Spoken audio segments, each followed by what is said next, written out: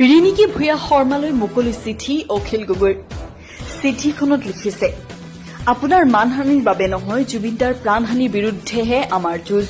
মোৰ বিৰুদ্ধে ক্ৰিমিনেল গোচৰ দিবলৈ আপোনালোক যেনেকৈ তৎপৰ হৈছে তেনেকৈ আপোনাৰ পতি দেৱতাৰ নেতৃত্বাধীন অসম চৰকাৰ আৰু ভাৰত চৰকাৰে জুবিনদাৰ হত্যাৰ ৰহস্য উদ্ঘাটন কৰি প্ৰকৃত দোষীক চূড়ান্ত শাস্তি দিয়াক লৈ তৎপৰ হোৱাহেঁতেন আজি অসমবাসীয়ে জুবিনদাৰ ন্যায় বিচাৰি ইমান উদ্বিগ্ন ইমান হাহাকাৰ কৰিবলগীয়া নহলহেঁতেন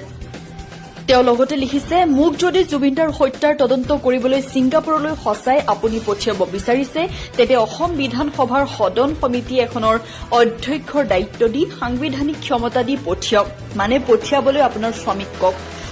লগতে তেওঁ লিখিছে আপুনি মোৰ কোনো কথাত আঘাত পাইছে বেয়া পাইছে আপুনি আদালতৰ কাষ চাপাইছে মোৰ কবলগীয়া নাই এয়া আপোনাৰ অধিকাৰ কিন্তু আপুনি মোক ফাৰ্ষ্ট ক্লাছ বিমান টিকেটৰ অফাৰ দিব 5 ষ্টাৰ হোটেলৰ কথা কব এয়া আপোনাৰ অহংকাৰ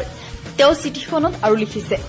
ৰাইজক তদন্তৰ নামত জেলিপিৰ পাক নালাগে ৰাইজক ৰাজনীতি নালাগে ৰাইজক মুখ চুপতি নালাগে ৰাইজক লাগে প্ৰিয়তম শিল্পীজনৰ মৃত্যু বা হত্যাৰ ন্যায় বিচাৰ লাগে কেৱল জাষ্টিছ ফৰ জুবিন গাৰ্গ বৌ মুখ্যমন্ত্ৰীৰ পত্নী হিচাপে আপোনাৰ পৰা কেৱল এটা বাক্যই অসমবাসীয়ে শুনিব খোজে হিমন্ত তুমি ৰাজধৰ্ম পালন কৰা